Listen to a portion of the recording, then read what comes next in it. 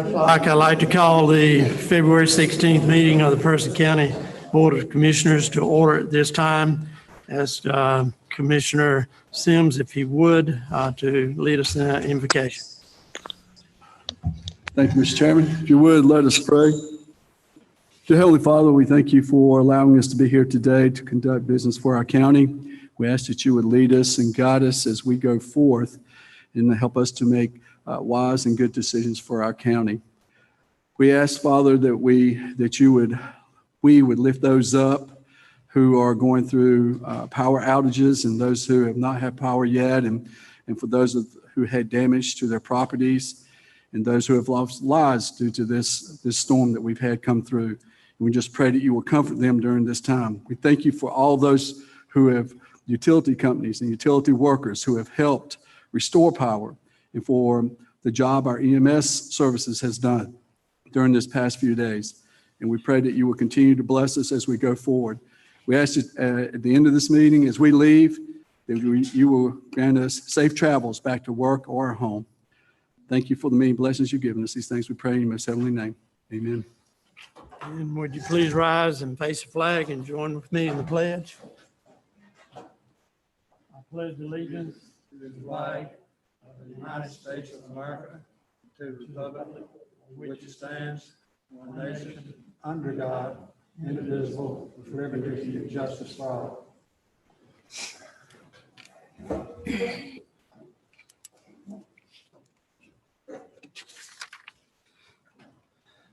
Moving on with the agenda, is there any discussion, adjustment, or approval of the agenda as presented?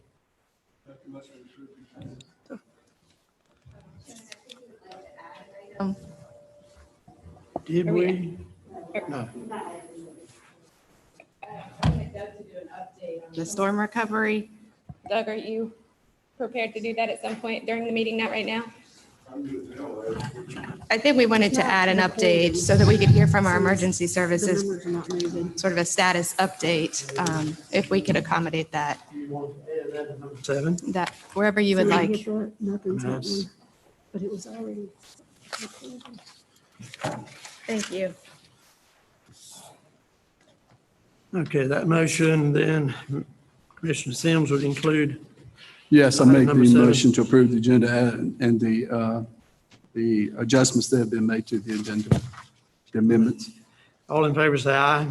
Aye. Opposed? None, motion carried. And at this point, Madam Clerk, we have.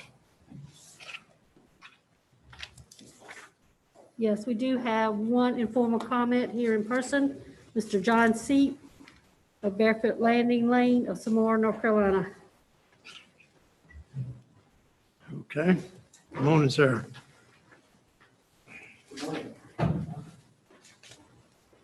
So,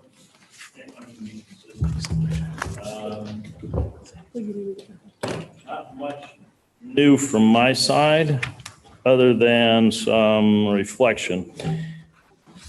When you got comments to make to an organization, sometimes you can take it out on or put inputs at low levels rather than the right level. You're going through the drive-through at McDonald's and you take it out on maybe the server instead of management. County could be the same way. I look at certain level of management as appropriate to provide feedback and comment to. I've done that in the past. I've got the latest Person County government, I would call it organization tree in front of me. And I'm pleased to report that over the Board of Commissioners, county commissioners, is a block, and it says citizens, of which I proudly am one. I come down here without pay and I give personal comment. Nobody pays me to come down here. I don't represent any particular organization, and I give you my concerns, my kudos, my comments. So when I look at this, this last week in the Courier-Times on Thursday, there's a cancellation of an EDC meeting. Now, last year we suffered through COVID and we heard COVID as excuses We also had an IT attack. We heard that as excuses. Some of it's valid. I don't believe all of it is. And now, 2021, my theme has been, what are we going to do to make 2021 better than 2020? I've been pleased. I give kudos to Commissioner PJ Gentry, who's at least stepped forward as one of the new commissioners and said, this is what I ran on. Let's get a task force of some right-minded people with certain skill sets to take an assessment of what we're doing with the EDC. Great. I understand that's being delayed a little bit too, and I won't go into it. The fact that they canceled an EDC meeting because, let's see, I'm trying to find Philip Allen's comment, but it's basically because there's this task force. Well, wait a minute. Don't we have a plan? Don't they have something going on? Shouldn't there be something happening? And the task force has nothing to do with it. They're doing an overview of everything when they do get, I guess, authorized to start. To say, hey, are we structured right? Do we have the right people doing the right things in the right way? So I'm kind of going, what the heck is going on? So I'm dealing with that frustration again, and I'm going, well, I don't want to poke the wrong people. So underneath the citizens is guess who? Board of Commissioners. That's you guys. You ran on a some type of a platform that said this is what you cared about. I'm not sure what everybody cares about. I know what Commissioner Gentry cares about because she obviously is putting forth something. She's driving something, right? You want to call it an agenda, call it an agenda.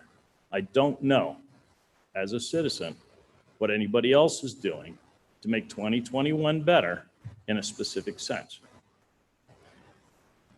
I've looked at and I've talked to the county manager.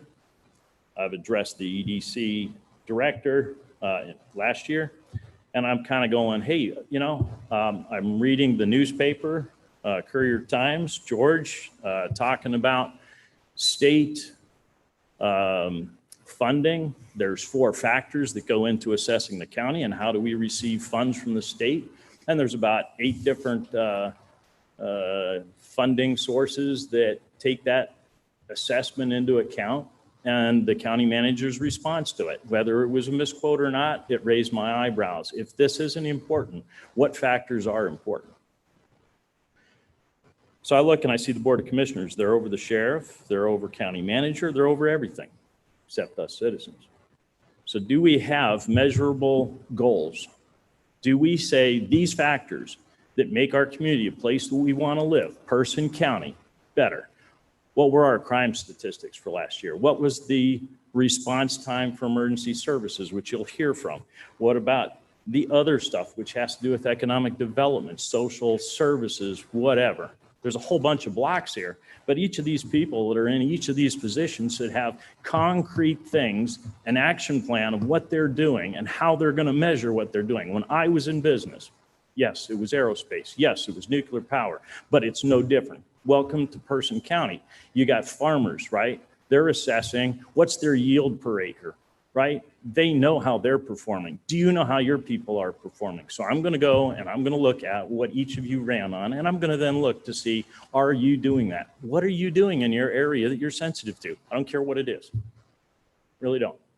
And I really would like to come down here and say, kudos to all of you. I know what you're doing, and you're doing what is in the best interest of Person County, but I can't. I know what Commissioner Gentry's doing.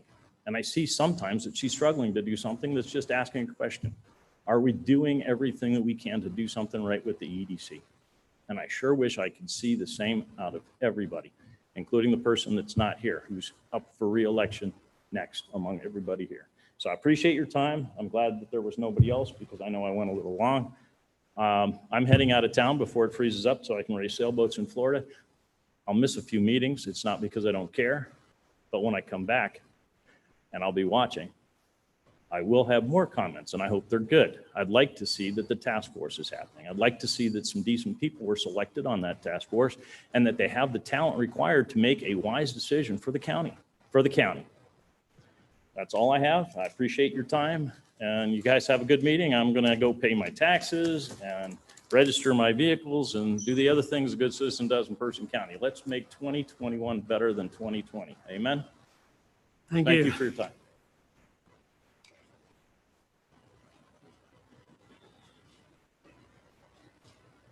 Item number 1 on the agenda is discussion, adjustment, or approval of the consent agenda as presented. Any changes, adjustments, or discussion? Have a motion for approval? A motion to approve as presented. All in favor say aye. Aye. Motion passes. Unfinished business. Item number 2, resolution authorizing the exchange of property of Person County and Teleplex LLC, Mr. Chris Perrier and Kathy.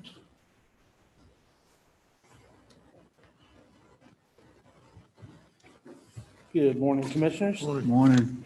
At your last meeting on February 1st, you authorized or you adopted a resolution of intent to exchange property between Person County and Intelleplex LLC. The action authorized the clerk to the board to publish as required by General Statute 160A-271, a 10-day notice to the public. The required notice period has been met, and staff, along with the county attorney, have reviewed the proposed IRU or indefeasible right of use and found it to be acceptable to all parties. If there are any questions, I'll be glad to answer those. We also have Dr. Rocco DeSanto on the line from Intelleplex, from Intelleplex. Sorry, he's part of a couple of different organizations. And at this time, our recommended action is that you adopt the resolution authorizing the exchange of property and authorize the county manager to execute the proposed IRU. Any questions of Mr. Perrier? The attorney has asked that if you do decide to adopt the resolution, that you read the resolution in its entirety for public record purposes.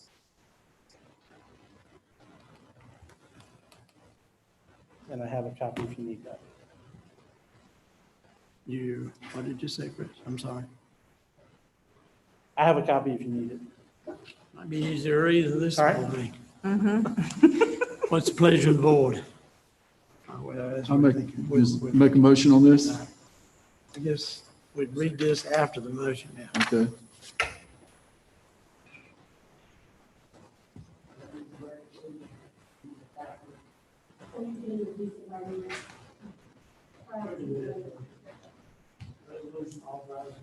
Property. Whereas at its regular meeting on February 1, 2021, the Person County Board of Commissioners adopted a resolution stating its intent to consider the exchange of certain real and personal property, and whereas public notice of the intent of the Person County Board of Commissioners and the time and place of the meeting was published as required by law, and whereas at its regular meeting on February 16th, 2021, the Person County Board of Commissioners considered the exchange of property and heard from all interested persons who appears and expressed a desire to be heard, and whereas the Person County Board of County Commissioners has determined that the county will receive a full and fair consideration for its property in the exchange. Now therefore be it resolved by the Person County Board of Commissioners that 1, the county manager is hereby authorized to execute necessary documents in order to effect an exchange of the real and personal property of Person County described below for the real and personal property of Intelleplex LLC described below, and to deliver and receive appropriate documents. 1A, property of Person County, 12 fiber strands, 627.6 strand miles of multi-strand optical fiber cable system located throughout Person County, North Carolina, along the routes identified on the attached Exhibit A, and as said, routes may be changed from time to time, individually and collectively, as context requires.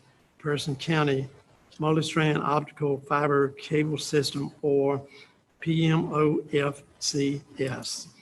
And B, property of Intelleplex LLC, 55 fiber strands, 627.6 strand miles of multi-stream optical fiber cable system located in and throughout North Carolina, including segments of Person County along routes identified on the Exhibit B, and as said routes may be changed from time to time, individually and collectively, as context required. The Intelleplex Multi-Strand Optical Fiber Cable System, or IMOFCS, adopted this 16th day of February 2021.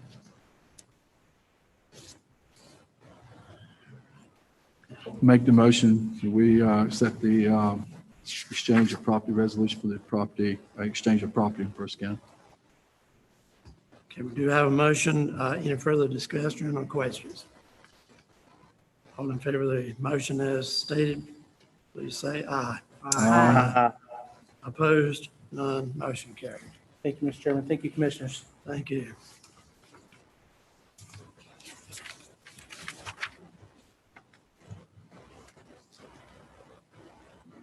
Item number 3, Special Board of Equalization and Review Appointments. Mr. Russell Jones. Good morning. The last couple of meetings, we talked about the Special Board Equalization Review with the upcoming 2021 reappraisal and the fact that all members' terms have expired. At the last meeting, the board indicated its desire to appoint members this morning, with each commissioner bringing forward one name. So we need 5 members and 3 alternate members. Is the board prepared to make appointments this morning, or?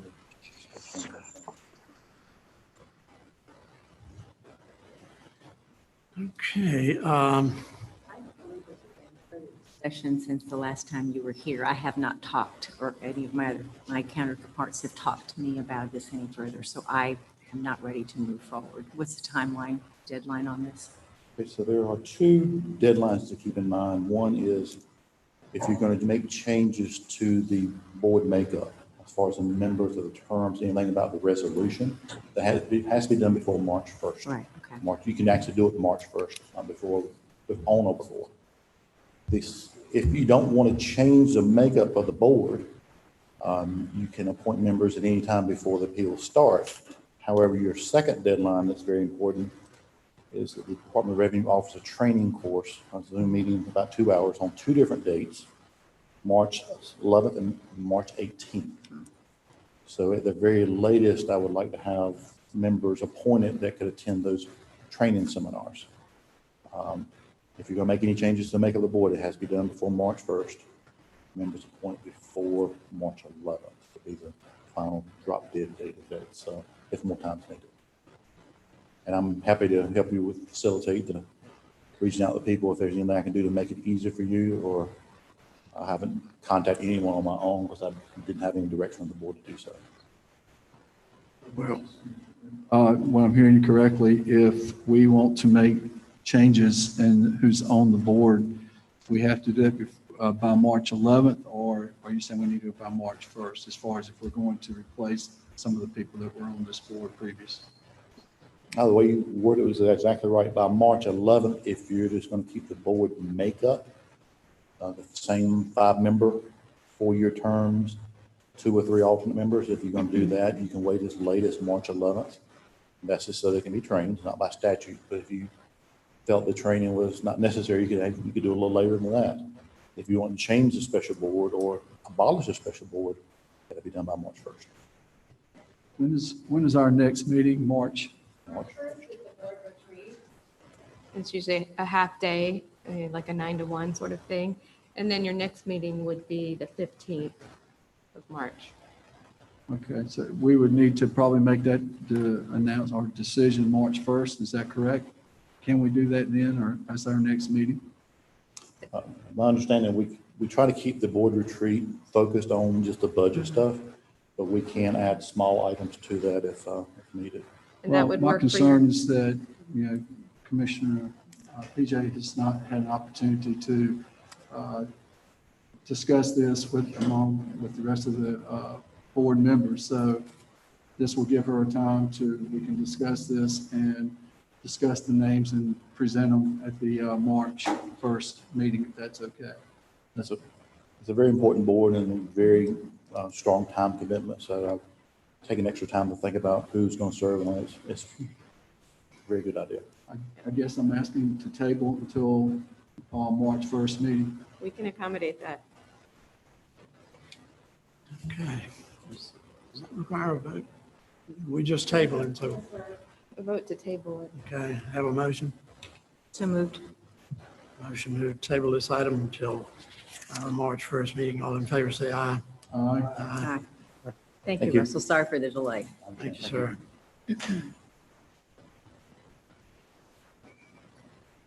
Item number 4 on the agenda, Division of Aviation presentation, Mr. Fashy.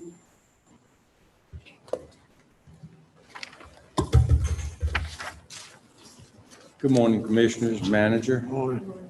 Several weeks ago, the North Carolina Department of Transportation's Division of Aviation released a report called North Carolina, the State of Aviation.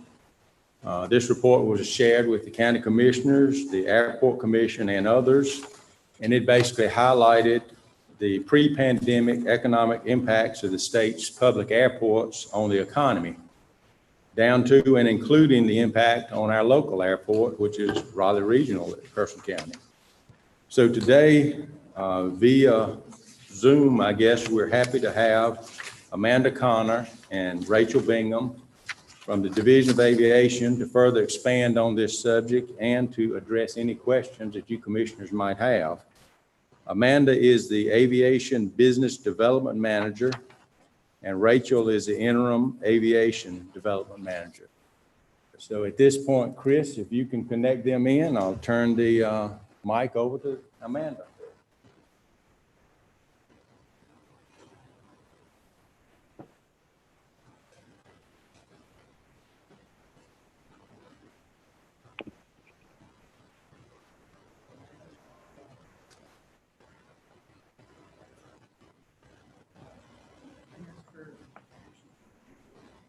Amanda, can you Yes, hear us? ma'am.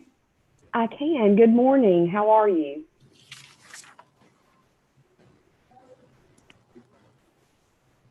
Hello, we can hear you. Please proceed. Wonderful. Yes, ma'am. I was wondering if the presentation that was sent over in advance would also be shown during this time. Yes, please. Ms. Connor, can you please share your screen?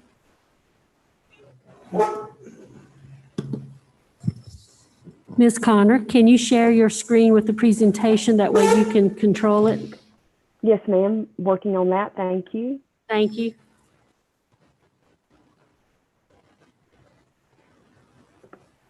And a copy of that is at your seats.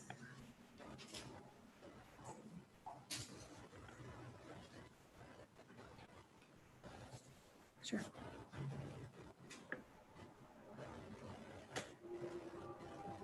Wonderful. First, I would like to thank Ray for inviting us to present to you this morning. Also, thank you for taking time out of your agenda to, as we walk through our presentation, not just on behalf of the Raleigh Regional Airport economic impacts, but also your regional and the state impacts that were represented from this report. Would like to also thank Brenda Reeves for her assistance in setting the meeting up for us. If you will notice, as Ray kind of already mentioned, I am the Business Development Manager for the Division of Aviation. A little over a year and a half now in this position.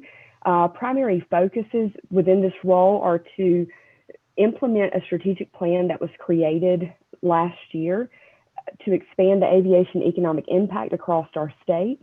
Also to facilitate statewide collaboration for that implementation with various stakeholders and partners.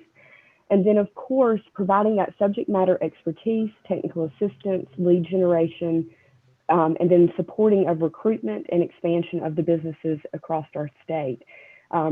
I work very closely with our airport project management team at the division.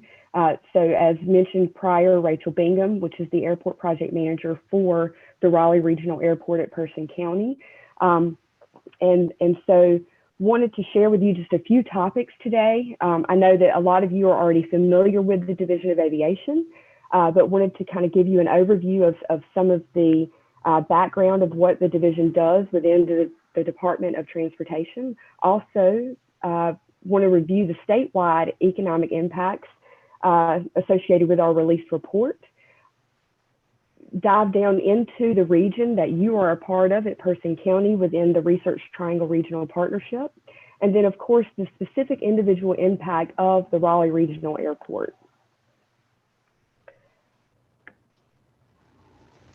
The North Carolina Department of Transportation mission is to promote the economic well-being of North Carolina by developing a safe and robust air transportation system.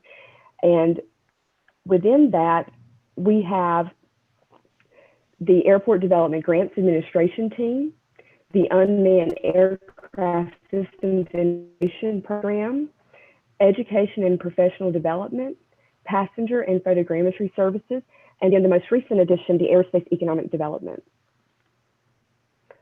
As you may notice from the map before you, North Carolina's public use airports, the system represents 72 total airports. 10 of those are commercial service and 62 of those are general aviation. Raleigh Regional Airport is a general aviation airport. As you see, it spans from coast to mountains in our state, and the division supports the developing of those 72 airports that connect local businesses, communities to global markets. They house and refuel private aircraft, support military, agricultural, aviation, and statewide emergency response, and provide aviation services such as aerial photography and pilot training.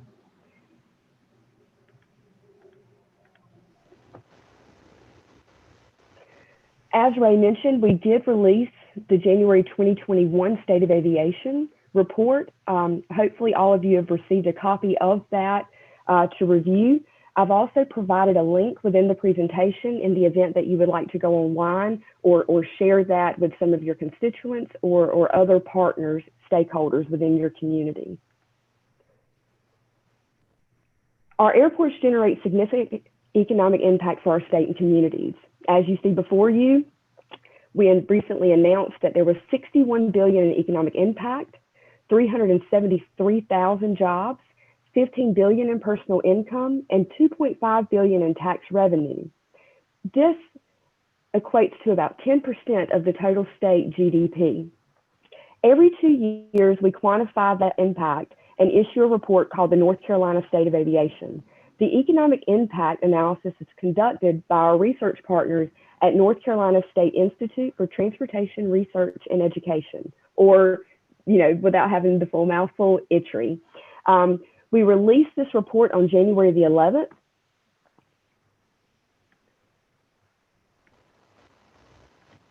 Now, dialing in a little closer to your region, representing 9 airports in that regional footprint, you have $15.7 billion economic impact, 100,200 jobs, $3.63 billion in personal income, and $536 million in state and local tax revenue.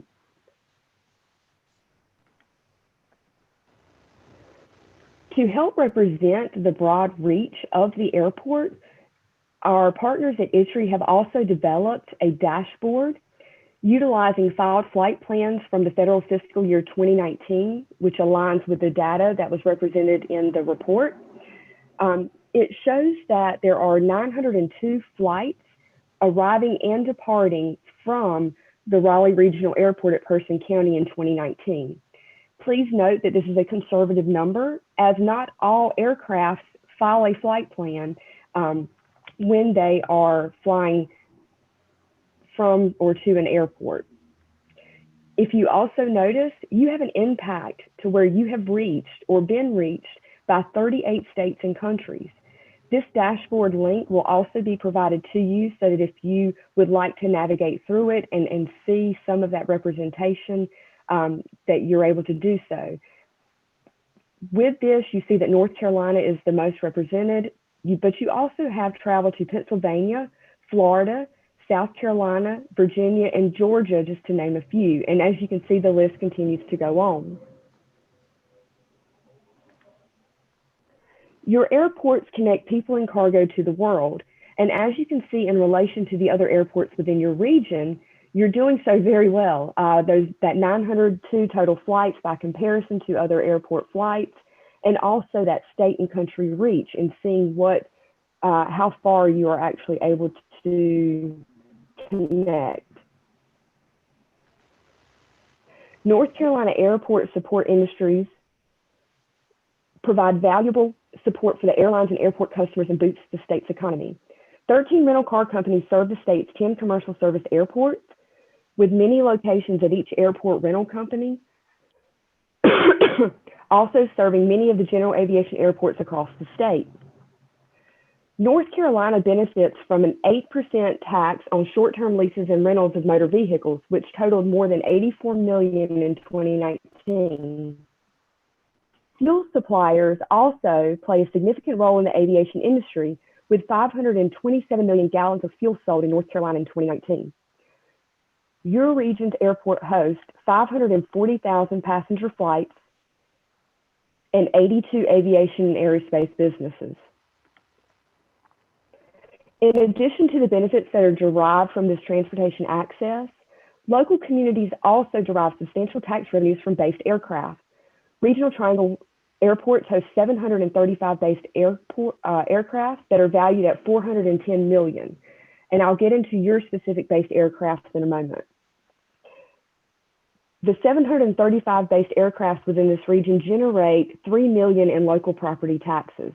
That is equal to the taxes generated by 2,000 homes valued at $200,000 each. And keep in mind that this does not require the same type of public infrastructure to support it as that residential area would. This is an important revenue source for local government, particularly in Tier 1 and Tier 2 counties. Our airports support a wide range of sectors: aerospace manufacturing, maintenance, military aviation, commercial aviation, and air freight services. These industries provide thousands of jobs in communities across our state. North Carolina's aerospace manufacturing sector grew by 13% from 2015 to 2019 on the strength of companies like Boeing, Cessna, GE Aviation, Honda Aircraft, and others that call North Carolina home. The state's 200 aerospace manufacturing companies employ 6,887 people. These companies focus primarily on aircraft engines and engine parts, search, detection, and navigation instruments, and then, of course, the manufacturing and supplying of goods for the aviation industry, whether that be trays, tires, textile for upholstery, tables, and then, of course, carbon and graphite products. In addition, more than 150 companies and 4,500 skilled workers support North Carolina's air sector with critical maintenance, repair, and overhaul, or MRO services. North Carolina ranks 5th in the nation in MRO employment. I know I'm preaching to the choir when I say that we have a significant amount of military aviation in our state, and that contributes to our state's public airports. Each year, approximately 200,000 military operations occur at our 72 public airports. This provides revenue and jobs for local communities. Military aviation provides significant employment within North Carolina at the 8 locations, and this is represented by over 70,000 jobs. It provides one of the largest workforce pipelines in our country, with approximately 21,000 trained veterans exiting the military and entering into the civilian workforce each year. The 2019 study showed North Carolina businesses earned approximately $3 billion in defense contracts to produce military and defense products in our state. The North Carolina Department of Transportation Division of Aviation has strategically positioned itself as a leader across unmanned aircraft systems industries. We currently have a lead role in the Federal Aviation Administration Beyond program. We finished up the integration pilot program in the previous 3 years and are now beginning the next phase of that with the Beyond program. During the integration pilot program, the state counted more than 33,000 recreational drone flyers and 5,000 permitted commercial and government operators at the end of 2020. The Division of Aviation has worked with a growing number of partners who are leading innovation in this space to achieve a number of industry breakthroughs that are nationwide first. These include first fully operational commercial drone delivery service at WakeMed Hospital in Raleigh, first approval to conduct operations beyond the operations visual line of sight for bridge inspections. This was game-changing innovation for civil engineering. The picture that you see before you shows the North Carolina Department of Transportation crew doing the first ever herbicide spraying of invasive species in environmentally sensitive national parklands near Bodie Island Lighthouse and Cape Hatteras National Seashore. They were able to do targeted spraying that had minimal impact on the marshlands compared to having crews trudge through these sensitive areas with boots and gear. These firsts are attracting a lot of attention from companies interested in propelling this sector and using drones to transform their operations. For these reasons, this sector is a major target for the aerospace business development efforts. Our report also captures the assets we bring to this sector, such as aviation education and the talent pipeline those programs fuel. North Carolina's robust higher education sector provides an abundant supply of well-educated and highly skilled talent to meet the needs of aviation and aerospace industries, as well as researching innovative technologies that propel the industry forward. Four-year universities and community colleges offer more than 28 degree programs that are relevant to aviation and aerospace. They are listed in our report. North Carolina's strong K-12 STEM education initiative supports the aviation workforce as well. The state's community college system and Department of Commerce provide extensive workforce development support, certificate and degree programs, and customized training for aerospace companies. And as mentioned before, you are able to download that complete report utilizing the website that was provided to you if you do not have a hard copy. Now to get into probably what you're most interested in, the actual impacts of the Raleigh Regional Airport at Person County. As you can see, 275 jobs are supported by this airport. It generates $2.1 million in tax revenue, $15 million in personal income, $72.8 million overall economic impact. It supports 34,750 annual operations and bases 38 aircraft. Now, it also serves 143,800 within 30 minutes of your airport. I know that there's a lot of information I've thrown at you this morning, and I'm sure that there are some questions or further discussions that you would potentially wish to have. And so with that, I'll move into an opportunity for you to ask any questions.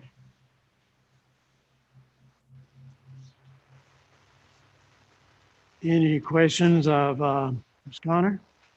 Yes, I have a few questions. So there was 902 flight plans filed for 2019, is that correct? For our airport? Yes, ma'am. So in representing the filed flight plans within the FAA database, it did show that there were, and I'm trying to go back to that one moment, please. So do we know the number of flights that were in and out of the airport that did not have a flight plan? No, ma'am. On that? No, ma'am. At this time, we do not have any way of tracking that. There are various research programs that are within development to help us to gather a greater percentage of that coverage. but at this time we do not. And my understanding is that you create an economic model based on the number of participants that actually actively participated in the survey. Yes, ma'am, that is correct. And how many people responded to the survey? I believe ITRI stated that 17 businesses responded to the survey, and then that information that was provided was put into that economic model. And what percentage of those 17 were respondents of the entire survey requested? What does that represent as a percentage of the entire survey? Yes, ma'am, that I am not sure of. Ray may have a better idea of the total users of the airport. We are only privy to the data that we have in hand. Okay, but then you basically take that percentage that's of the survey, and then you create an economic model as to what you assume is the impact of the economy here for our county. You make those assumptions from creating that economic model. Yes, ma'am, and it's not just the impacts for the county, it's also that region. That's where we were showing that total reach. And if you look on that individual fact sheet that we produced for each of the airports, that's within 30 minutes of the airport, and that representation of also the population.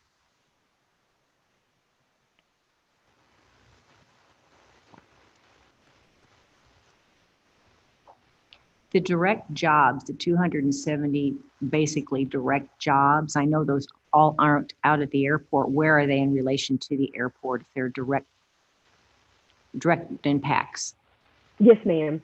So the 275 jobs supported, that representation is direct jobs of the airport, whether that be who is assisting with your your fixed-based operations, who is assisting with your maintenance and repair of the airport. It also is any local based tenants of the airport, which would be some of those indirect. And then the induced is also jobs that are created because the airport operations are fundamental to some of their business operations. Such as suppliers? Yes, it could be, engineers flying in and out to meet for different reasons. It could be, agricultural executives going to sell their products at different markets, arranging those deals. It could be cargo or goods being shipped to or from the Raleigh Regional Airport to then distribute into the region or to other parts of the nation. So there could be a full gamut there of jobs that are supported. Okay, here again, it's an estimate based on an economic model. Yes, ma'am, that's correct. And our team at ITRI, and is this Commissioner Gentry? Yes.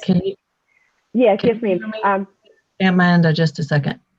I wanted to comment on the job supported. So these are not interpolations. That's one of the things I want to make sure you're clear on.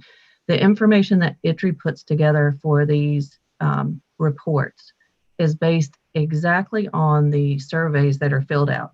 So that 275 jobs supported is based on the companies that say they are in the region because of this airport and the jobs that they attribute to having in-house because of this airport.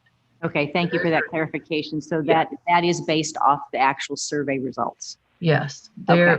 These are actually what we consider to be very conservative numbers. ITRI does not extrapolate. They only use the data that is submitted. Thank you. Yes, ma'am.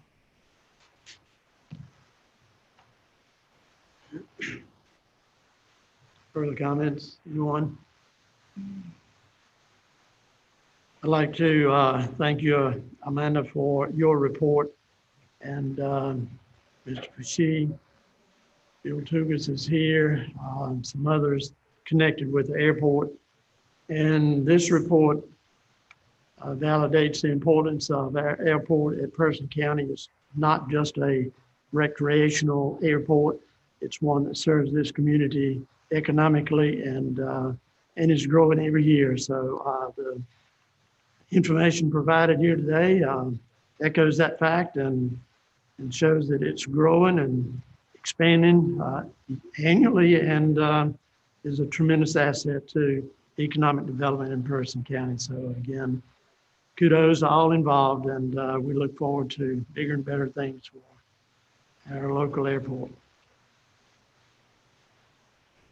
Yeah. Any other comments? Okay. Thank you for allowing me the time to present to you today. Feel free to reach out to me if there are any questions that come up or additional information that you wish to receive. Happy to also connect you with that ITRI team if there are more methodology questions. And we look forward to continuing to work with you and appreciate it. Thank you. Thank you very much. Next item on the agenda, special assessment process, water and sewer extensions.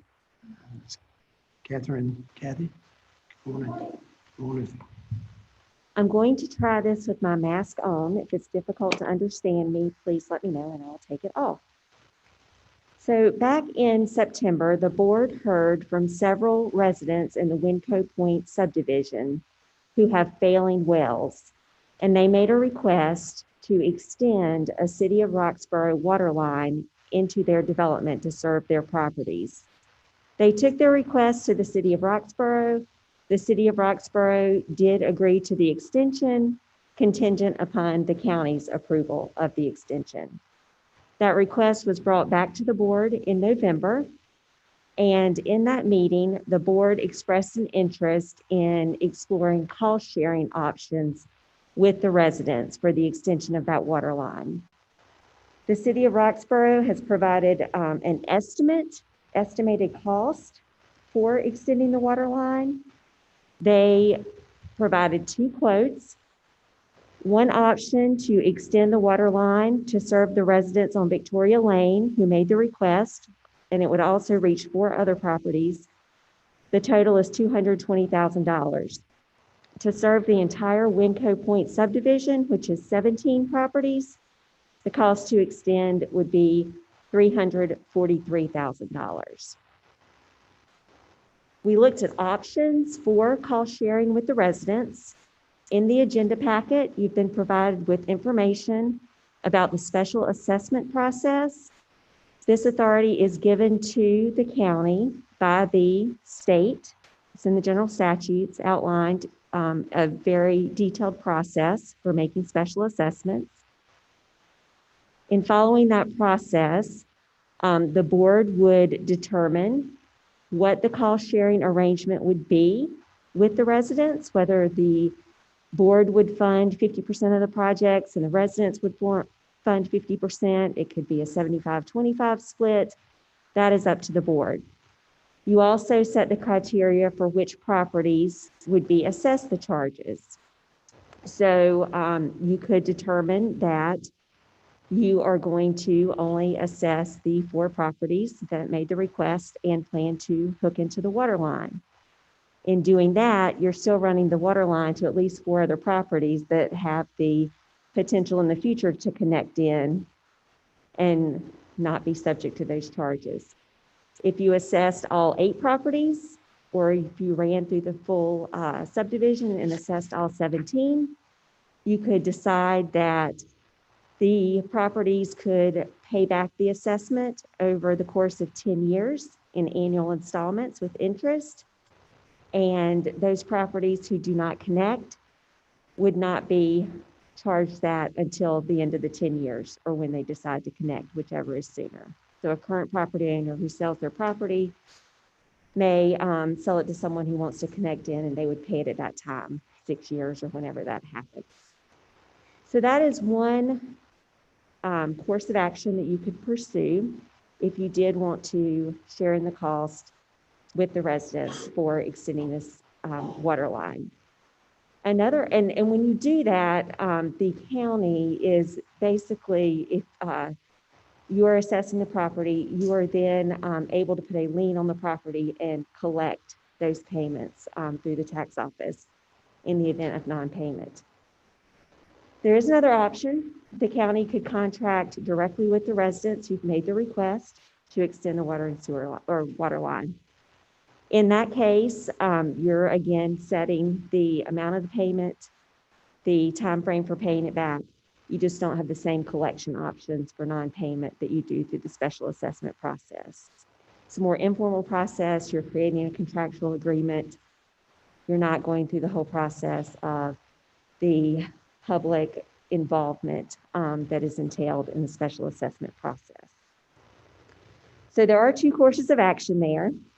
And I did provide in the agenda packet a chart that just shows you under various scenarios what the county would be paying based on the city's estimate and what the residents would be paying based on the city's estimate. So the resident share, if they paid 25% and you assess the entire subdivision, is $5,000. That's the smallest assessment that was calculated here. If you ran it to the 4 properties and the residents paid for the whole thing, that could be as much as $55,000 per resident. So there is a wide range there. So as far as affordability to the county, affordability to the residents, those are things that have to be considered. Think about the precedent that will be setting in terms of running the water line to this subdivision. You may receive similar requests in the future. The county has, in the past, partially funded some extensions. I looked through the minutes and there was one to Roxborough Christian Academy about 10 years ago and Teresa Baptist Church. And I can provide more details on those if y'all would like them. So at this particular meeting, we are hoping to answer any questions that you may have, get some direction from the board as far as next steps if you're interested in continuing to consider this.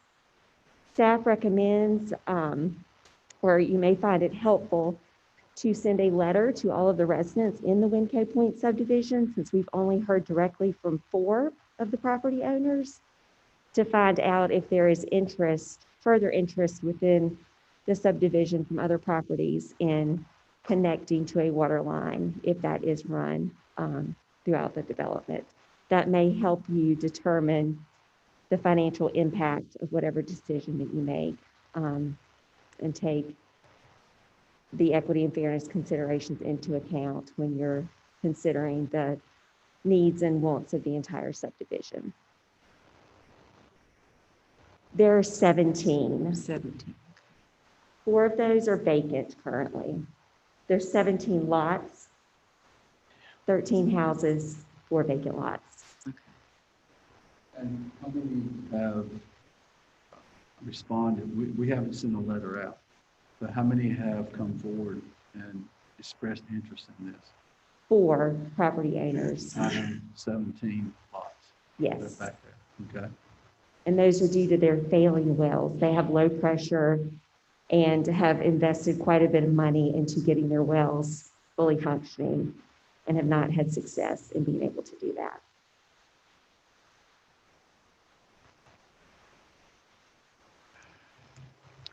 So it's $343,000 to get water to the entire subdivision, to every lot. That is based on the City of Roxborough estimate for the extension. There could potentially be other costs associated with that once the project is underway in terms of legal fees, right-of-way acquisition. Those estimates were based on. So that's just city running property. it down the road, not to the houses. That's just running it into the subdivision on the roads. Am I understanding this correctly? There's estimate for construction of the water line.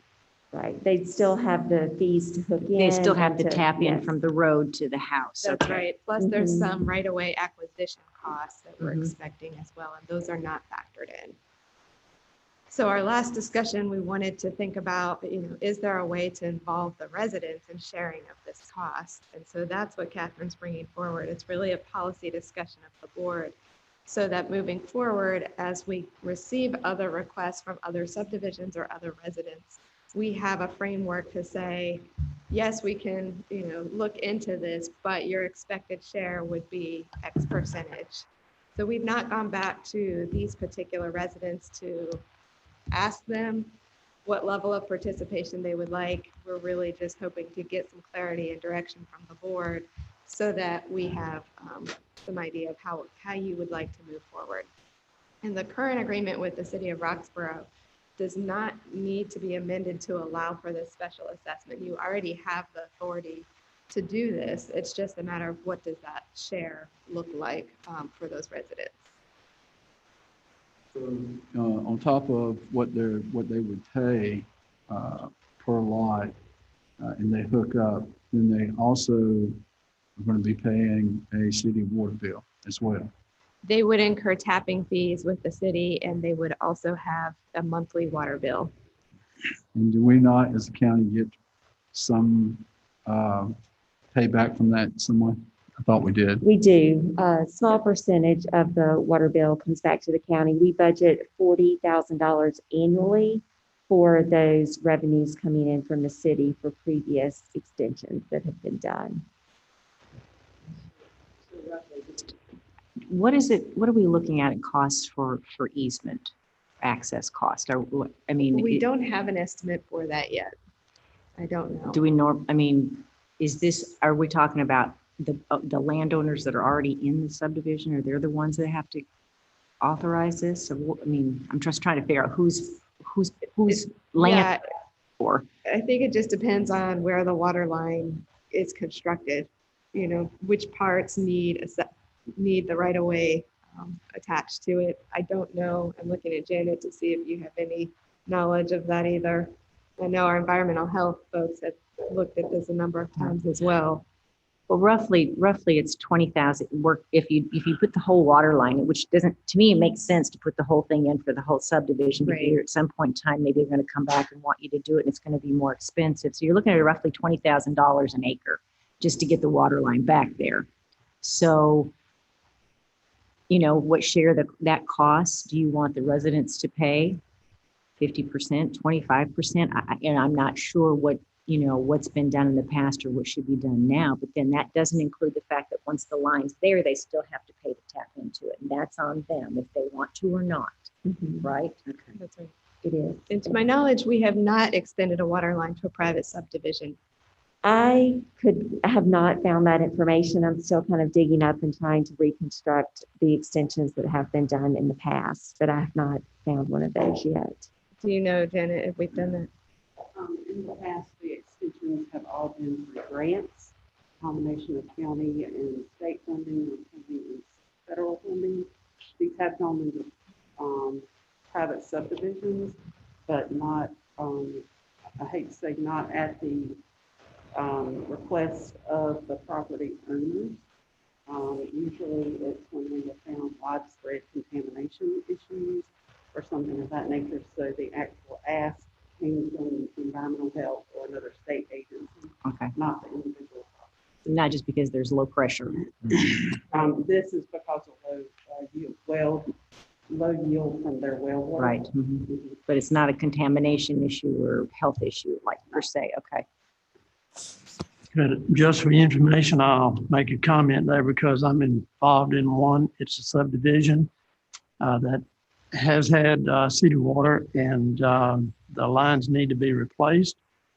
And our subdivision had to pay for a complete and total survey by a land surveyor to survey out where all the water lines ran and to whom. We had to pay all the legal fees, surveying fees, everything involved, and we will have to pay for the water line replacement as homeowners in that division. So that's just for your information.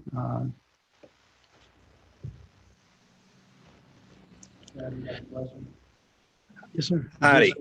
Foxcroft subdivision. No. Winco Point. Winco Point is the name of the subdivision. Thank you. Heidi, can you hear me? Yes, Commissioner Puryear, we can. All right, so there's no current policy because we've never done this before, to my knowledge. And if we start getting involved in providing the cost for water to undeveloped subdivisions in the future, I think we're going to be kind of opening up a can of worms that we're not anticipating. I will say, how many undeveloped lots are on this in that subdivision? 4. 4 undeveloped lots. And since they're not developed, the person that owns that property would not pay anything because there's nothing to tap onto, correct?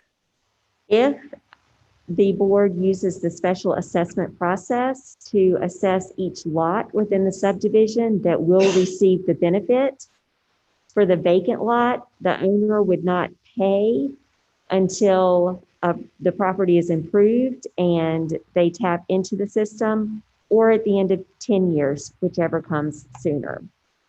That is through the special assessment process. Okay. But as of right now, we do not have a policy on this because we've never done this before, correct? Correct. We have a statement in the agreement with the city of Roxborough that the board may develop procedures for special assessments, but we do not currently have procedures in place. Well, I think any agreement between any homeowners or future developments need to be directly involved with the city and to provide the cost of that, because sooner or later, if you do one, you're going to have more and more subdivisions pop up, and they're going to want the county to split the cost with them, and that's something. Are we in a position to truly do that? Real quick, if there were enough people that asked. Well, And you you only have 4. You only have 4 out of 17. And Yeah, this, you've got, it's a quarter, 25% of the residents have come forward out of 4 people out of 17. So you've got a small request there. $200,000 ain't a small request. 300 ain't either. No, I'm talking about the number of people. Okay, yeah, I understand that, but I'm also looking at the dollar amount, and how long, if we just did it for those 4 residents, how long would it take for us to recoup our money? How many years under the setup? The board can make that determination. The board can have the assessment due immediately or allow it to be held in abeyance for up to 10 years. And if it's 10 years, then the property owners can divide the payments up annually after they tap into the water line. So it could take a period of time to get the money back if the board allows that option. So if we approve this, let's just say hypothetically 50-50, and you move on and then we approve this, it makes the papers, everyone sees, where we're getting into the water business now of helping, partnering up with water business. So let's say 2, 3, 4, 5, 6 come up. I mean, we've already set the precedent at this point, so we can't deny them, because if we do it for one, we're going to have to do it for all of them. I'm just putting this on the table for the entire board to realize what we're getting ourselves into.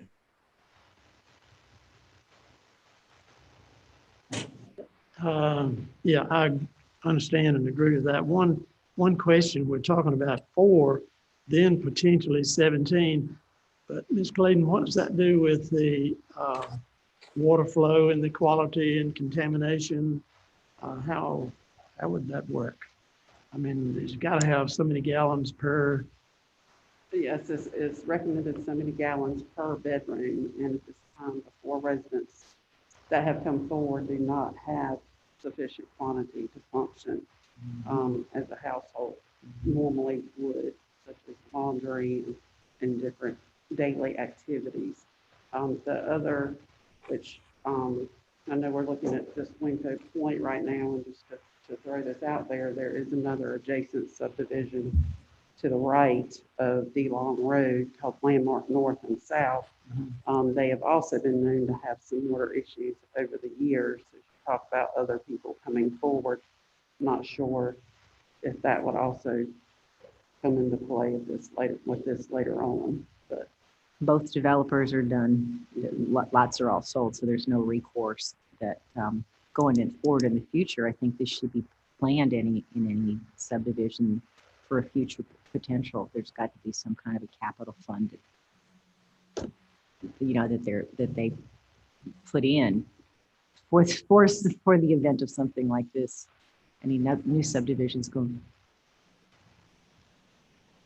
I do think, to build on what Janet said, it was part of your question related to the water flow through the water line that would be extended and whether that would be adequate if it's only serving 4 properties. Yes. I think the city had expressed some concern to you about that, didn't Users to make it feasible for them to extend the line. So they essentially end up dumping water through the line just to get the water flowing. And so the next step also, we talked about this at our last meeting, was to go back to the city and renegotiate and update this agreement. And so in some preliminary discussions I've had with the manager, they would like for the county to reimburse them for any water that ends up having to be flushed through the lines. So I know that there's going to be some further discussion and negotiations with the city, because that is a loss of revenue to them when they have to dump water that is not able to be used. So even if we set up a special assessment, there are a few more hurdles down the road in terms of updating this agreement with the city. And obviously they don't want to lose money in their operations either. And we've had a similar situation with another line here in the county. That's pretty much what you're saying. Yeah. Please. Yes, sir, please. 1982, my father moved back here to Person County from Norfolk, Virginia. At that time, I went to work with him doing plumbing work throughout the city. 40 years later, I'm still hearing that the city doesn't have the money to improve upgrades to the water and sewer lines. We're looking at dilapidated lines. They're steel, they're rusty, they're rotten. They put a patch on it. They flush them out several times a year. How many thousands of gallons do they flush out of these lines? In comparison to a brand new PVC water line that's going to collect just a minor residual amount of contaminants that builds up through not having enough flow in the line. So I think you're looking at a very small scale in comparison to what they're already flushing down our streets. Thank you.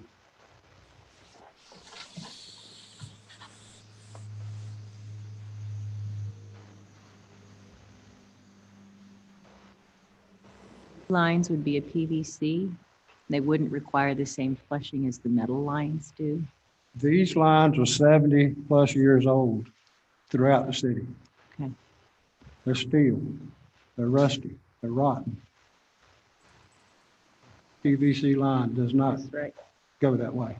They do not deteriorate.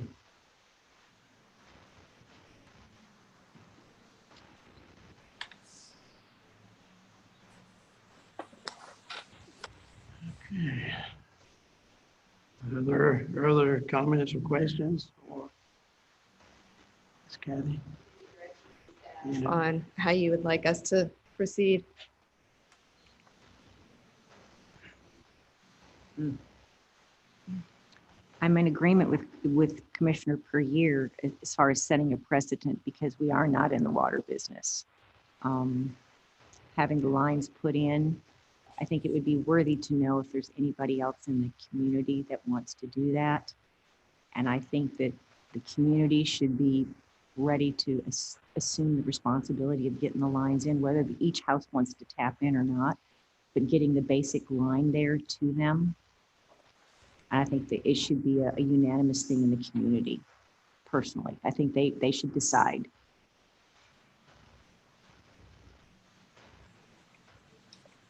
Yeah. I know it's a hard call. It's a hard I call. tend to agree, because we are talking about people and their water supply, and is precious. And I think each and every one of us here are very sympathetic to the homeowners there, but there's a certain point that doesn't involve county government. How old are the homes in this subdivision? Do you know? Don't know. They aren't old. I'm not sure. They're 10 or less. This phase of Winter Point started in the late 90s, early 2000s. Okay, The homes sorry. in particular that Catherine has been discussing started, they've been built in the last 5 years. The subdivision itself is older, but has had some recent development. Okay, are these, the homes that are affected, are they the newer homes or older homes? The new ones. Okay, so they would have come under newer building health environmental regulations than homes built back in the 90s? The well regulations have not changed. Okay.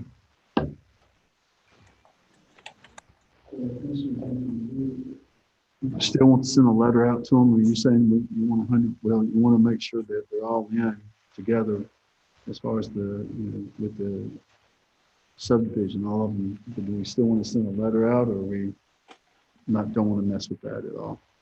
I think it's a courtesy to let them know what their options are, all of them. I don't know if everybody in the neighborhood knows what it's going to take to change things. I mean, it's a courtesy to them to say there's issues. Four of your neighbors have issues that nobody else has come forward. Here's the solution.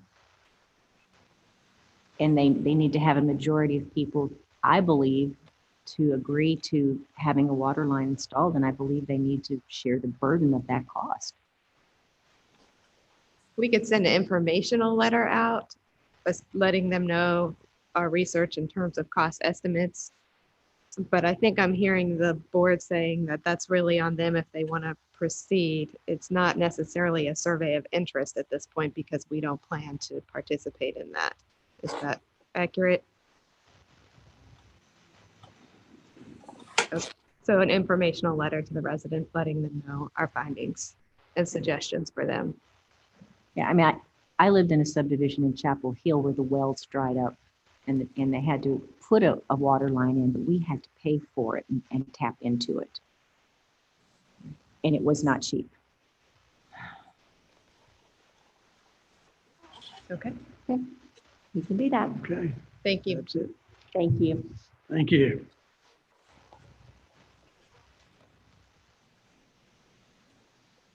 Item number 6 on the agenda is Health Department fee request by Ms. Clayton. Good morning.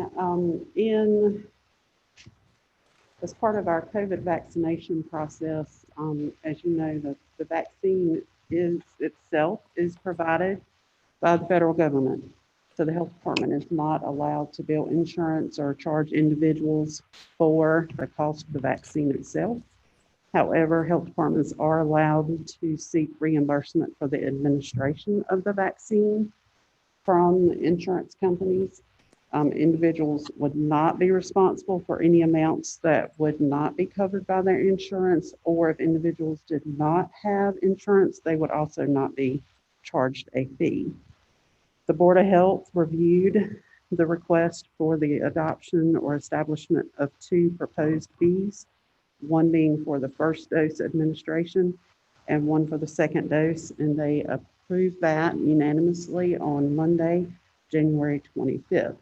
So in accordance with the North Carolina General Statutes, I'm requesting that the Board of Commissioners approve this fee so that we may begin the process of billing solely an administration fee for the vaccine.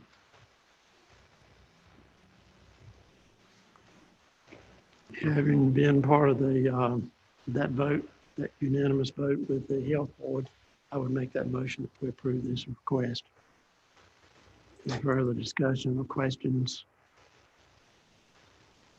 Okay,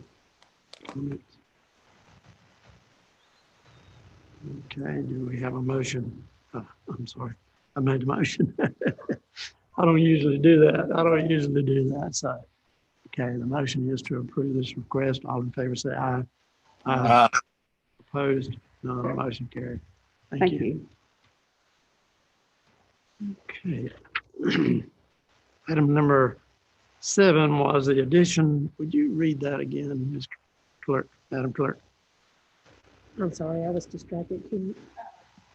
7, we wanted to just hear from our Emergency Services Director, Right, Mr. right. Doug I Young, didn't write about it. the weather event this past weekend and kind of where we are in terms of recovery and moving forward. He has worked most of his weekend. And I thank you for being here this morning with us, Doug. Sure. So everybody knows about the ice storm. So just kind of leading up to the give you a briefing. Preparations did start pre-meetings last Tuesday night and into Wednesday morning with our limited department directors to prepare for an event weather event that was approaching. This is very common that we do this very regularly when that happens. Some equipment was pre-positioned on Thursday with the help of General Services, and also some extra staff and preparations with the Department of Social Services were done over the period of time to prepare for the event that was coming up. And again, I said this is something that we do pretty regular on pre-announced events. I will tell you that Social Services and the Health Department and the State Department of Social Services, and I'm speaking on behalf of Carlton, had met to discuss about sheltering if it was needed, and strong directions and advice for them was to use motel rooms, which we commonly will do, and that's a practice everywhere, when we have low numbers of people that may need that for expenses and things. But COVID, as you know, is a challenge, and so to keep a wide super spread from happening, that was the choice that Carlton has made with DSS, and it's worked very well. Our hotels here lost the power. He made arrangements with hotel in Durham and also one in Hillsborough area. And some people with special needs for medical supplies, medical reasons, things like that were put up during that time. Not just anyone, they had to meet those criteria. That started and continues. However, they should be in their home, power back home, for them to return home. And this is also a common practice for hurricanes statewide. As the event happened, I will tell you, Saturday was an extremely busy day for just about every department in the county. The 911 center received some damage from the ice. That is the only known building damage that I'm aware of. Of course, today is the day that we open back up, so Ray may get some minor damages from county buildings, things like that. We have, as of right now, we have about 95% of our power is back. We're down to about 1,250 residents and/or business without power. Talking with Duke last night, most of that is some of the big significant damaged areas. For example, Leesburg Road right behind us. And I'll go a little bit more with that.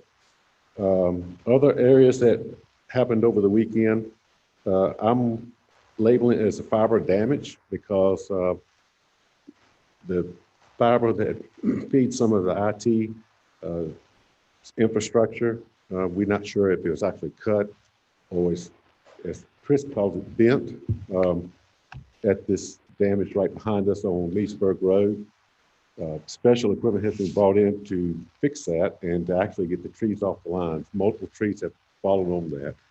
And we hope that it will be enough rest or cleanup from that to where Chris's contractors can get in there and look and see how much damage to that fiber.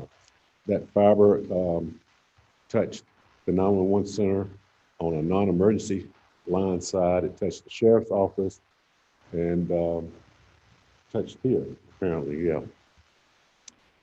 I will say that Saturday, and I'm skipping over some just highlights. Saturday, the whole department from the IT department, from the IT department were all hands on deck to help everybody out.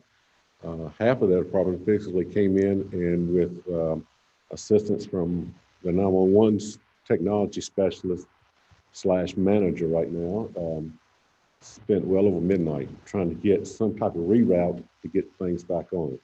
If there was a good side to this, that it was, we had a holiday yesterday. Had not been for a holiday yesterday, the county manager would have made some decisions on how we would structure and reopen buildings.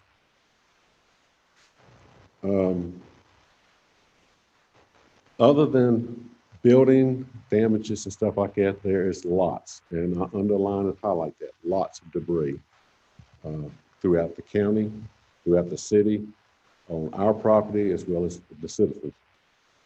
That is going to take a little time to clean up, and damage assessments has already actually started yesterday, like Parks and Recreation. I will be meeting after this with our damage assessment teams. And there's actually two types of damage assessments teams or damage assessments that we will do. There's a rapid damage assessment, and then there's the long-term damage assessment. The rapid damage assessment is going to feed me information to see if we can start asking for some type of assistance.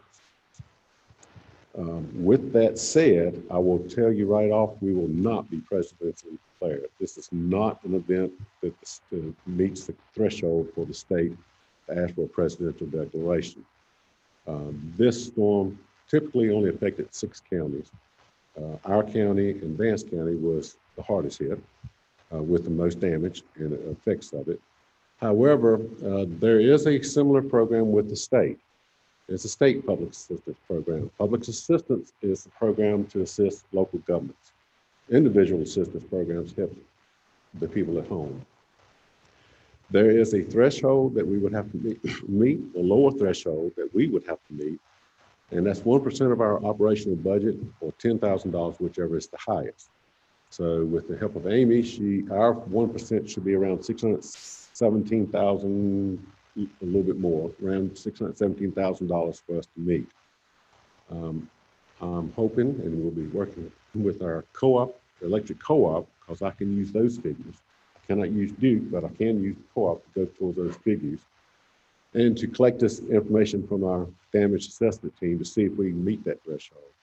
If we do meet that threshold, it would be the decision of the board and the county manager to decide if we want to seek state assistance. If that is the case, then it's a 75-25, 75% reimbursement from the state, and we would have to take on the 25% of whatever that total number is. And that is also if the governor approves a declaration for us for that type of match. Yesterday afternoon, it was spent on trying to get things rolling on that. I spent a lot of time yesterday afternoon with the state's recovery section, make sure we get all that ready and prepare for y'all. But it will be taking a lot of time to do this damage assessment. I need those figures to get that back. That also will include, I know the manager has asked about debris. If we collected debris and process that debris, that would go towards that 75-25, if that's the choice of the board to do that. And that is working, it will be ultimately going with Ray, and that is using our landfill. Now, if that is the choice, we will absorb that whole cost of paying that. When I say that, I mean we'll obviously put out and ask for reimbursement. There's 2 things that we could do, or a few things that we can do. One of our options is we'll contract a service to come in here and do a turnkey of going out and collecting that debris, taking it to our landfill. We can go as far as they can chip it or burn it, which way we decide to do, and then they can haul it all off.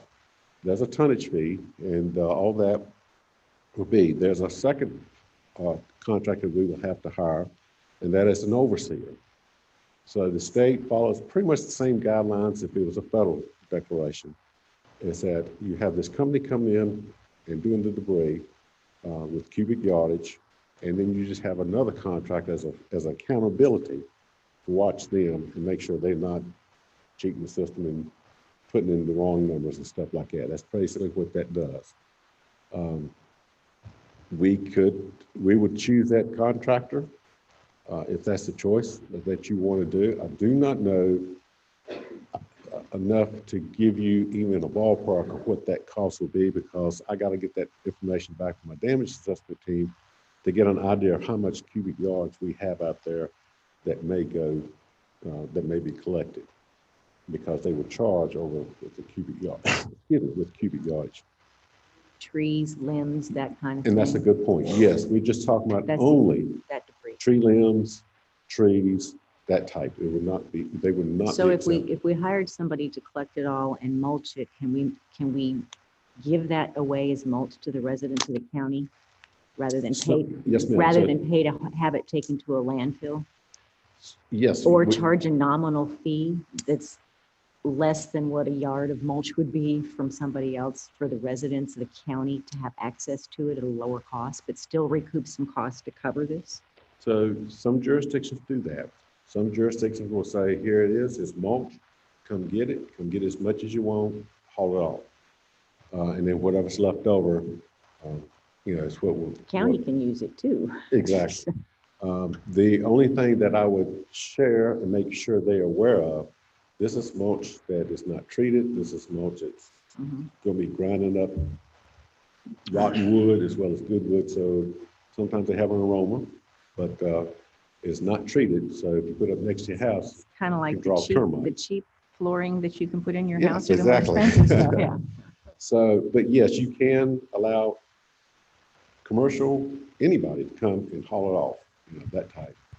And then what's ever left, decide what to do with it from there. The overseer doesn't necessarily have to be a contractor. It does allow us to hire part-time people. In some counties, or volunteer firefighters will come in and work part-time to look at, and that's basically just looking in the dumpster or hauler or truck and just see what's in there and about how much is this covering, cubic yardage. But when you do that, that part-timer will probably have to come back through audit, during audits and any questions, stuff like that. So, but that's an option.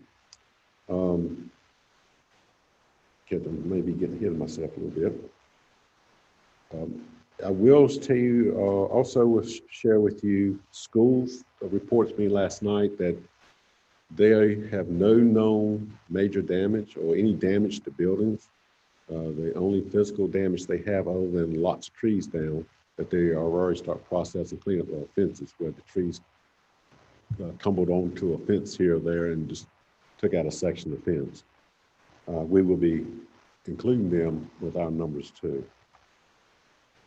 I will also be looking at the availability to not only our residents, but our businesses, small business associations, SBA, a declaration that can help a business with a small interest loan that may have lost some of their product, like food, for example, during the power outages. There's totally different criteria for that. Basically, it takes about 5 or 6 businesses to basically write down, I am interested in this loan, and they have to report some type of information of how much damage they will be reporting. For residents, I'm not quite sure we will meet that threshold because we have to have about 25 homes with destroyed or major damage, and I haven't heard of anything. We've got reports of damage, but not severe damage, at least to make it to 25. But if so, then it could be that they can do a declaration for individual people for a small interest loan. Some other things I will tell you, just to kind of give you a concept of what went on Saturday night. And I can just give you this from our department now. So normally, a typical day, 24-hour period, we get less than right at 100 calls a day on our 911 center. From the period of the 13th, 14th, and part of 15th, they answered 1,547 calls. 927 were direct 911 calls. So when you average between 75 and 100 calls a day, and you get 927 calls in a day and a half, almost 2 days, That's a lot. That's an overload.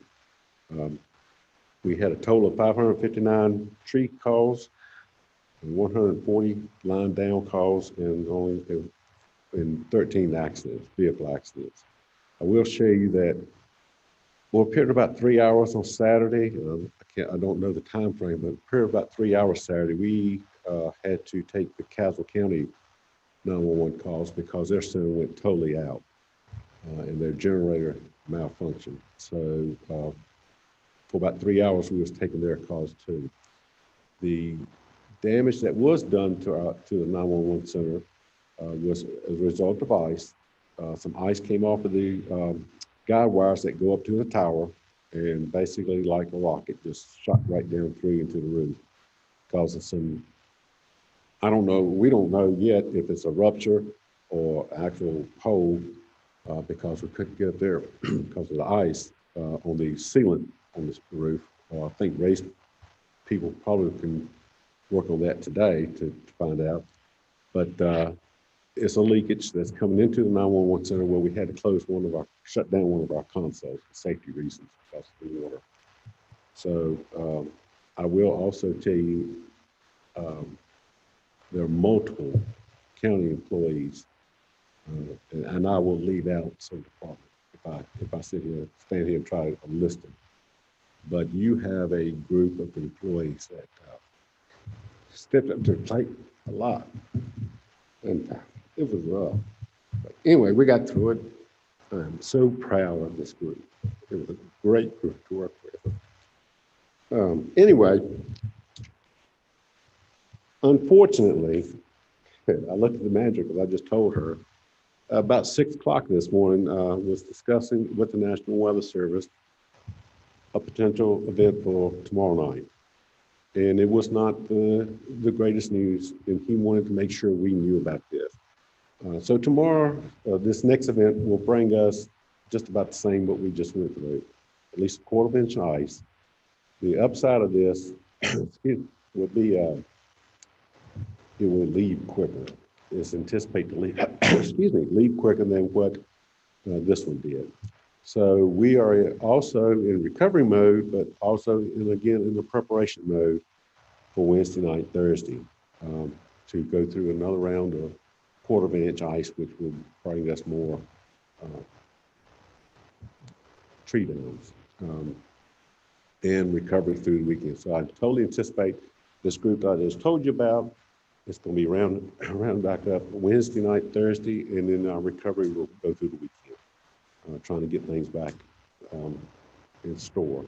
I know I gave you a whole lot of information. Please give me any kind of questions you got. I'll try my best to give you the latest. I think Ron is on the phone, and of course Ray is here to give you any other information. The chairman did do a state of emergency. And what a state of emergency does, it allows us for state resources, federal resources, if there are conditions where we can move faster in getting money and purchasing items for life safety, public property safety, and to get the event happen. And then without going through the normal procedures of coming through y'all, however, the manager will be briefing y'all, and we do have to report that back to y'all in a limited amount of time. But for life safety purposes, it allows us to get that and then activate mutual aid agreements that we have with different counties in the state. We will be doing maybe some of that to prepare for this next one and to get us obviously into some maybe situation where we can get reimbursement. So again, I gave you a whole lot, and I'm sure you got questions. So Well, we do thank you, and thank you to everyone involved. And I won't begin to try to list off anyone either, but we did see them in action, and thank you for all your efforts and extended kudos to the hours. volunteer fire departments. They were rocking all week, all night. Heard a lot through about this whole that. list.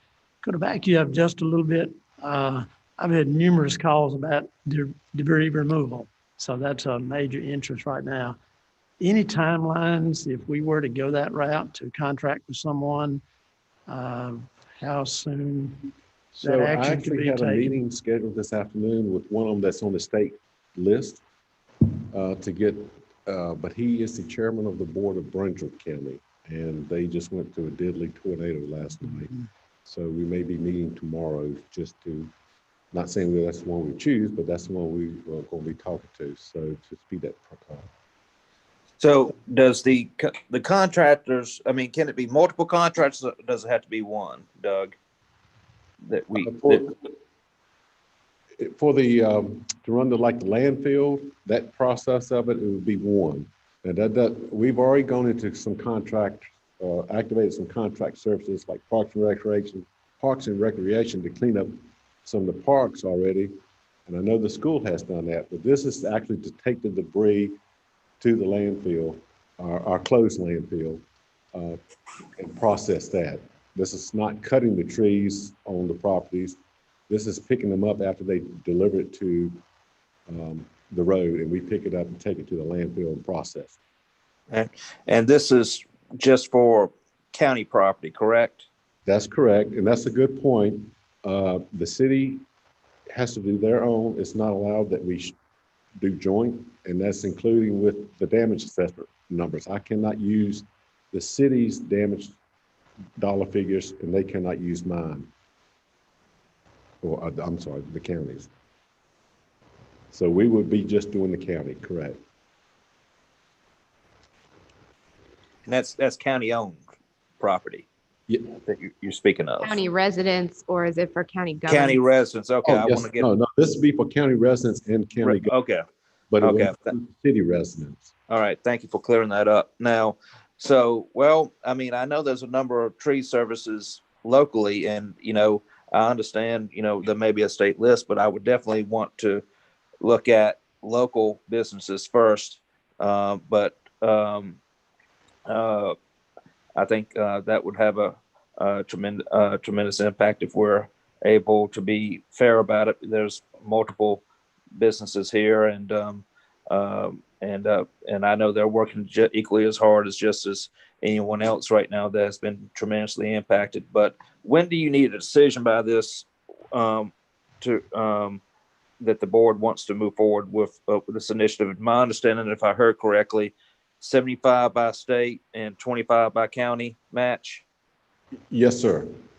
And I would mention this also. It's not mandated that we pick it up. So if a resident or a private contractor takes the debris to the landfill, that actually saves us some money. So they can do that. But it does have to be a certified, pre-certified company to run that landfill side of it. And we also, I'm sorry, go ahead.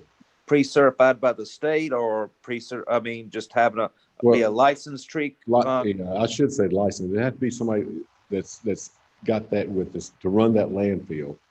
But any contractor can cut it and haul it to the landfill. That's fine. That's great. That saves us money. Okay. And how soon do we need to give you an answer if the county wants to move forward and participate with this? Or does the state of emergency cover that? So I can move, at y'all's directions, I can move forward into looking into that. I'm sure y'all would probably want a number, obviously, to make that decision, is approximately how much it's going to cost. I won't be able to get you that figure until our inspections department, which oversees the damage assessment, gets me back the figures.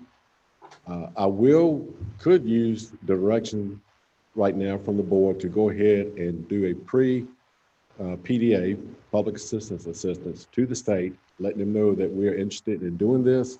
And then what that does is I turn my rapid assessments to the state. They will tell you, yes, you do qualify now, you will be qualified. And then there's where the board can just say, go ahead and go for it or not go for it. And how long is the state of emergency in effect for? Just until the chairman calls it off? Is that correct, Manager York? Well, the one that we've written up is through this coming Monday, because we don't know what this next storm is going to do. However, at any time, the chairman can extend that or reduce that. Okay. Mr. Chairman, I would make a motion to give the Emergency Management Director the authorization to move forward to provide all numbers, figures, and all information necessary and provide that to the board in a timely manner so that we can make an informed decision as quickly as possible. Okay, thank you, Vice Chairman. Any further comments? If you do this now and you need to adjust it if the next storm impacts us in a similar way, is that easy to do? Yes, To so. adjust it if you do it in the next 48 hours and we get hit in 90 to Sure, 72 hours? and it's not common, but it happens when two storms come back to back. So our rapid assessment that we'll go out and start today will give us an idea of what this storm does. And historically, we will have to probably do the second one, and we will just have to keep them separated. But sometimes they do allow us to combine those two. Official to do them separate or to wait? No, we're going to move forward with it. Okay. We won't wait. We're going to move as rapid as we can. And based on Vice Chairman's motion, when we get the information back and the data we need to make that decision, do we need to call another board meeting to approve, or if that's what the board wants to do? Or I would recommend calling an emergency session if deemed necessary. okay, any further questions or? So that state of emergency does allow us to have some flexibility, but we certainly want to get that information to y'all as we move forward. Exactly, do understand. Is there something else, Vice Chairman? No, Mr. Chairman. Okay, so we do have the motion. Any further discussion, questions? All in favor of the motion, please say aye. Aye. Opposed? None, motion carried. Thank you. Appreciate all you're doing.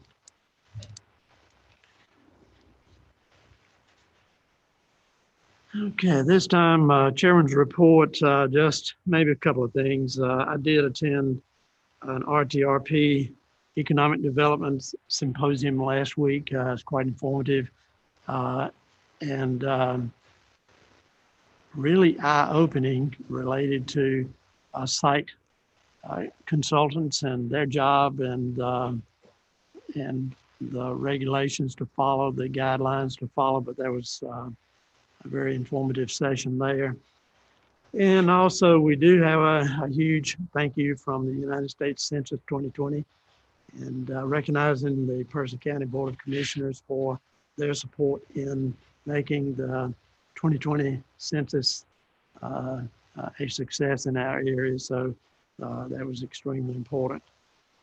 And also, as already noted, a state of emergency has been declared in Person County and will be in effect until further notice. So I wanted to mention that, and that's all I have. Manager York.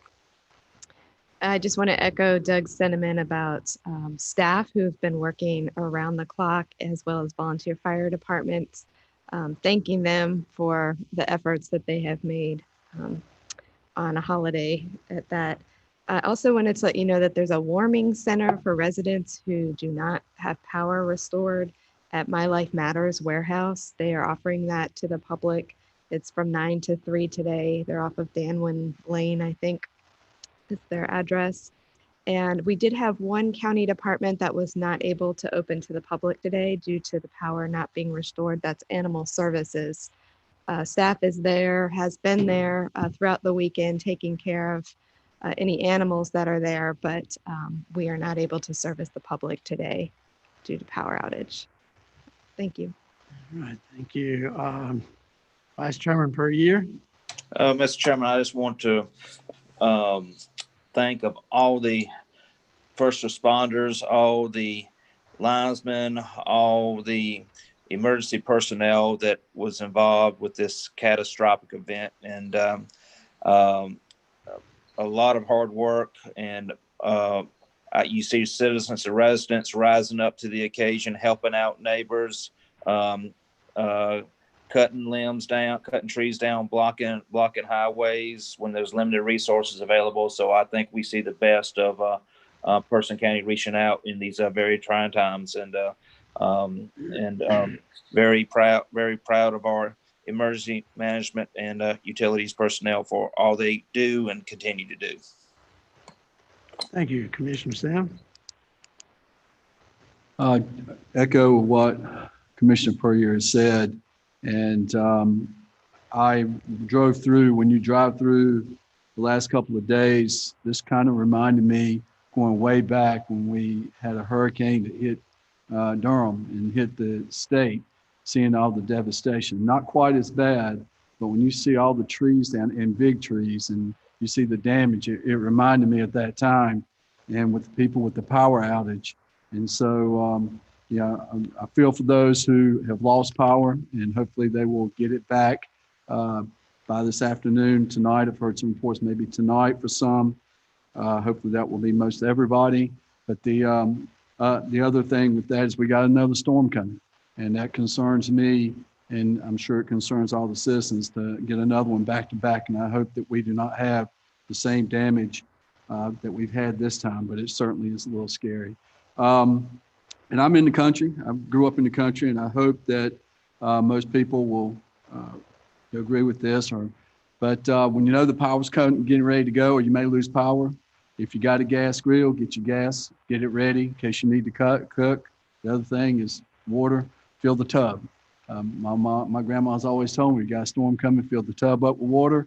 So you got water, and if you got a gas grill, or it could be charcoal, have that ready too. At least then you can cook, and at least you can run your plumbing a little bit. So anyway, just want to mention that. Thank you. Commissioner Gendry. Yes, I'd just like to echo those sentiments, and I'm very grateful that we've had no loss of life here in Person County, and I'm just really grateful for that. Thank you. Commissioner Palmer. Yes, I've been out all weekend myself, helping neighbors on either side of me as well as my yard, and riding the county.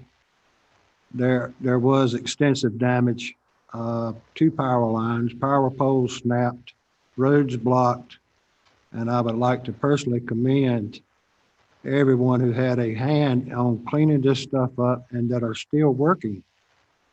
I'm told that there's a section over in Olive Hill area that it may be up to another week before they get power restored. So again, thank you all first responders, fire department, county employees for cleaning up the properties that we have. It's been a lot going on for the past several days, and I am very, very proud of our citizens here in Person County.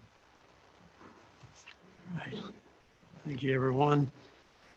At this point in our session today, we'd like to take a motion to go into closed session. Number one, a motion to enter into closed session per General Statute 143-18.11A5 to establish or to instruct the public body's staff or negotiating agents concerning the position to be taken by or on behalf of the public body in negotiating the price and other material terms of a contract or proposed contract for the acquisition of real property by purchase, option, exchange, or lease with the following individuals permitted to attend: County Manager Heidi York, Clerk to the Board Brenda Reeves, County Attorney Ron Aycock, Economic Development Director Sherry Wilborn, Economic Development Commission Chairman Philip Allen, and Economic Development Commission Vice Chairman Dale Reynolds.